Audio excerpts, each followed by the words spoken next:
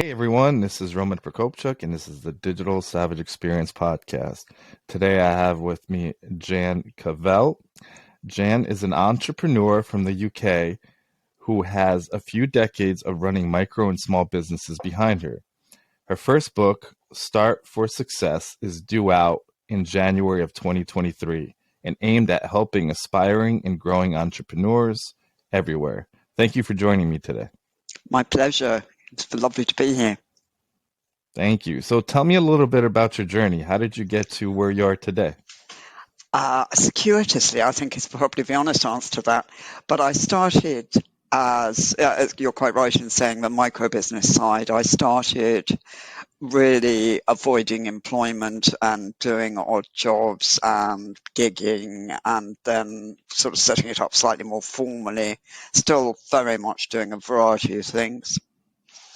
Then I went on and I found myself on my own as a single mom, and I had two small children and absolutely zero money. So I had to think about things more seriously. And I started a business with a view to really grounding something in and making a future if I feasibly could, which was a big challenge because I was extremely ignorant. But it did survive. And so I did that for that one and grew it up from literally a sort of shelf on the side which made a table in my home in the little cottage we had. And I grew that up to about 50 people at one stage, a couple of factories. So quite a leap. And then when my children left home, so a lot later, I guess it probably lost its love for me, and I was very worn out and pretty burnt out as we know it now. And so I thought, okay, enough of this, time to get out. Having had several sort of seesaws on, shall I stay, shall I go? But I did. I got out, and I am now, as you rightly say, an author. And this is my second book, and I'm thinking, wow, that was my childhood dream. How did I do that? Curious circle back over the years.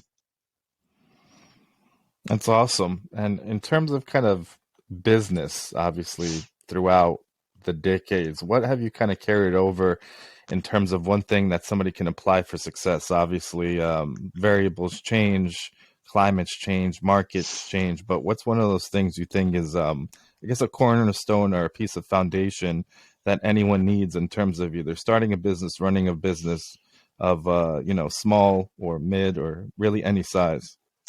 For me, I think it's actually linked in some ways with the word success because people can either take on board somebody else's concept of success, or they can actually work out what is going to be successful for them, what makes them happy and make them feel they've achieved.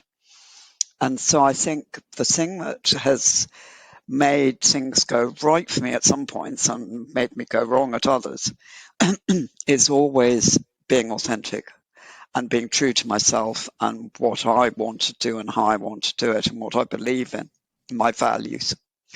And when I've tried to be what I thought I ought to be at any stage, it's not the same thing. Yeah, I agree. I mean, I think, I guess losing your authenticity or your why is going to leave you really miserable. I think throughout my career, I've left, I would say, a lot of money on the table because it didn't align with who Yeah. I was, my, I guess, my foundation, my beliefs, that kind of thing. And looking Mm. back, yes, that would have been kind of a short win, but then Yes. kind of a longer detrimental effect on myself and my career. Absolutely. No, there's nothing more miserable, I think, and you lose you're you're not happy, and you lose a sense of purpose and a sense of who you are and what's right and what's wrong, and it's a real horrible place to be, I think that. You mentioned also, going through kind of burnout, and I think everyone, at one point or another deals with that or goes through that. How did you kind of get yourself out of it? Because it's a tough space.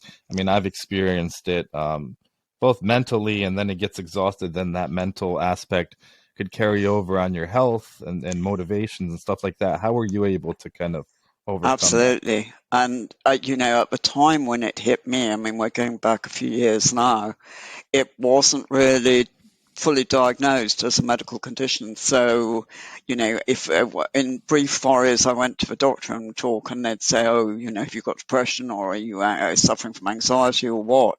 And it's only looking back, and having read and written a fair bit about burnout, that I realised that it's exactly what it was. But just pre it's become not yet become a thing. But I got out of it really because I just had enough and walked away from a business without messing around. I mean, I had intended to sell it, and build it up and more and sell it, and that was going to be sensible and all that. And I just thought, no, life is too short. This is killing me, and I walked away. I talked to some advisors I had and walked away in a case of under 3 months, just making sure the staff were okay, and got out and found myself, all of a sudden after an awful lot of years, getting up in the morning and thinking, what on earth have I done? Is this good? Is this bad? What planet am I on? Real shell shock time. But my goodness, I got better in a hurry.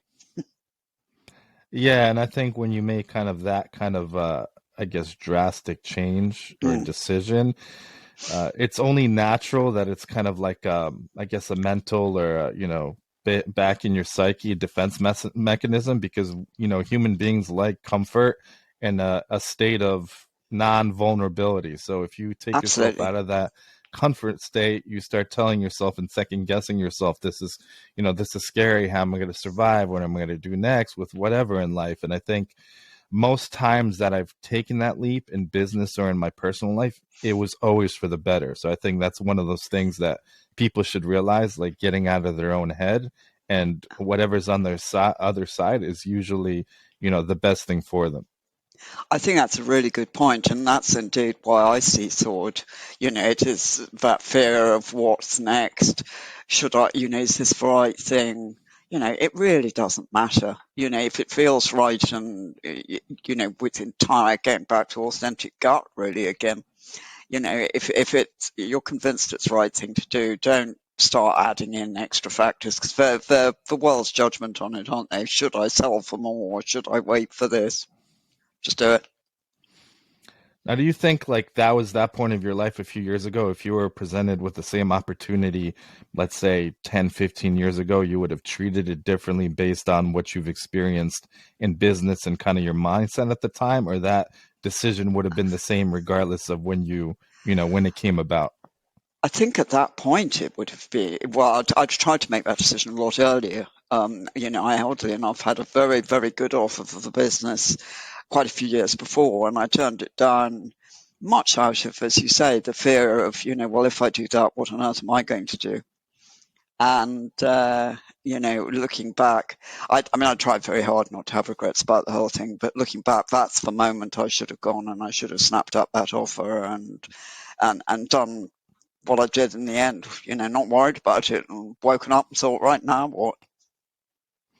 Yeah, I mean, with that, you were able to have a exit at a certain point, because then you got obviously to that burnout stage. But oftentimes, if there's a offer that's either a good offer or opportunity that comes about, usually you should take it. You know what I mean? Like you listen to yourself, Yeah, listen I to your agree. gut, and take it, because sometimes that offer may not be as good or on the table in the future. So I think it's important to be self-aware. I think self-awareness is an important feature in terms of entrepreneurs, business owners, business growers, that it may be time to pivot, it may be time for the next thing.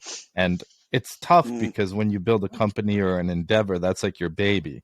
You don't want to see it go, you want to kind of hang on. But yeah, creating that separation and potentially having an opportunity for the next thing, I think is a important realization that any business owner should be able to reach. Obviously it's not easier said than done, but getting to that point where you're able to disconnect and be self-aware enough to I wouldn't say throw in the towel, but take an opportunity when it's given to you. I think it's important. Yeah, I think you're absolutely right. And I see it, as I'm sure you do, so many times with people I know seesawing and think, going, oh, well, I had an offer for my business, but it's not really the right time, or it's not enough money, or, and you think, will you get out of it? And particularly with the last few years, I mean, I've watched quite successful people do that. Oh, not really right now. And of course, watched their business dive during COVID and thinking, I bet they regret it, um, if they're the regretful type. But as you say, it's should you if it was a good offer, you should have taken it. I agree. So, what motivates you to succeed? Obviously, those motivations may have changed over time, but what currently motivates you to succeed? You're absolutely right. I mean, I wasn't particularly bothered with. Yeah, well, I guess my motivation to succeed when I started off was to stop working for somebody else. But when I built the business hub, it was to give the children a future. Simple as that. It's a real mother bear and a cub's job. But since I walked away, I mean, my first thought, and particularly because I was so physically and mentally tired, was retirement, and this is going to be wonderful, and I shall potter around. But actually, that only lasted about 2 weeks. So 2 weeks good sleep, and I was a whole new person. So yeah, what motivates me now? I love to write, absolutely love to write, and I love the people you meet through writing, which is fascinating. I don't miss having a business. I know I'd burn out again if I did that. Occasionally, I'd think, oh, that's good. No, stop. You're not going to go there. But yeah, I love the entrepreneurship world. It fascinates me. I've probably learned about 5 times over the amount I did in 20, 30 years of business in the last 5 years. And that's a privilege. So it's making a life that I love, I guess. I'll stop there. Yeah.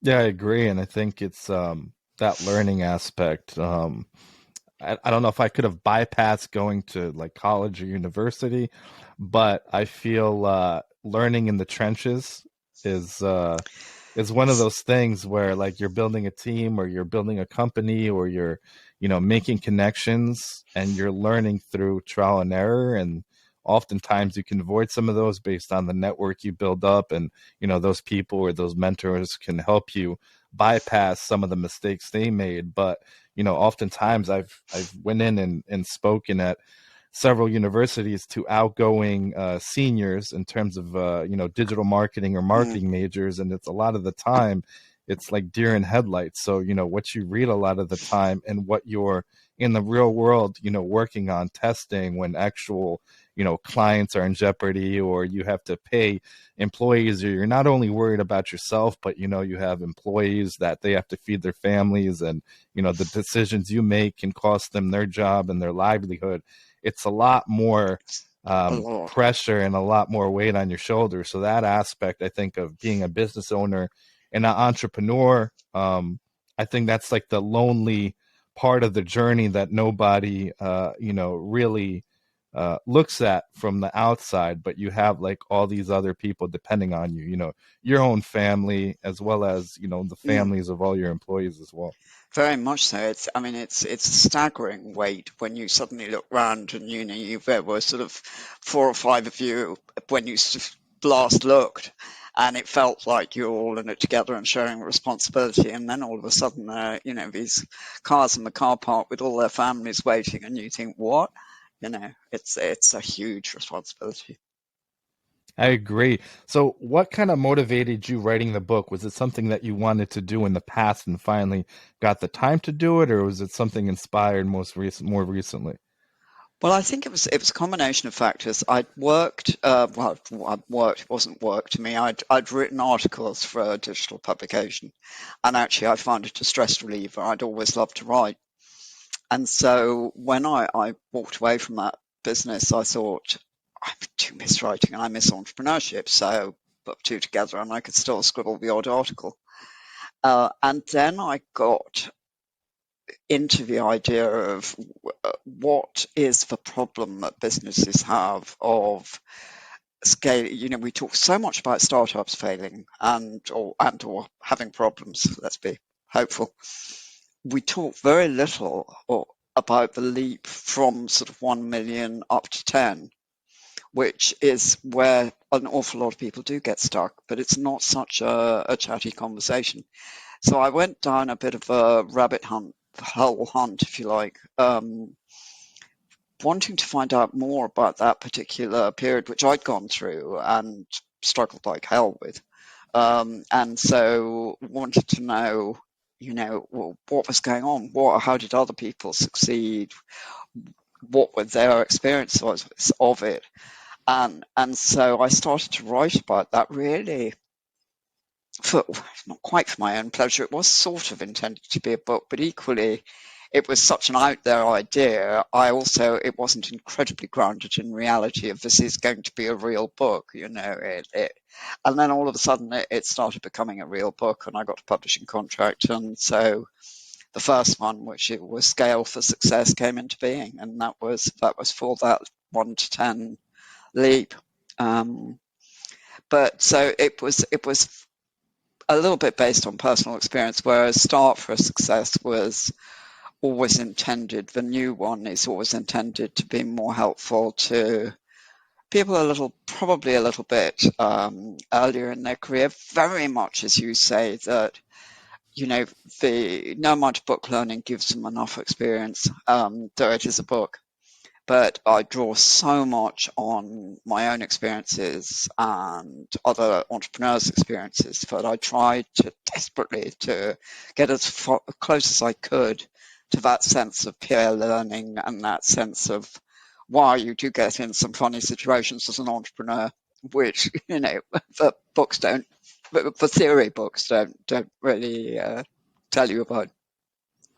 Yeah, I agree, and I think those leaps, even when you get to, let's say, $100,000, like Mm, you made it to six figures, but then 100,000 to a million, and then like you said, yeah, a million to 10 million, and then like drastically 10 to 100. yeah, Like each of those has their own kind of pitfalls and things they that you do. can, Yeah, you can overcome, and also, I mean, it's a lot different doing that for your own business or as an entrepreneur versus somebody else. And if you start going on your own, working on your own projects, or starting a business, starting anything that's service based, you learn that it's a lot harder doing it really for yourself versus when you're employed by somebody else, because that employer is taking on the risk, and then that risk is yeah, on you to produce. Because in some roles I've managed in terms of digital marketing, 5 to 10 million dollar portfolios of business, but then how do you potentially generate that for your own? You need relationships, you need to network, you need to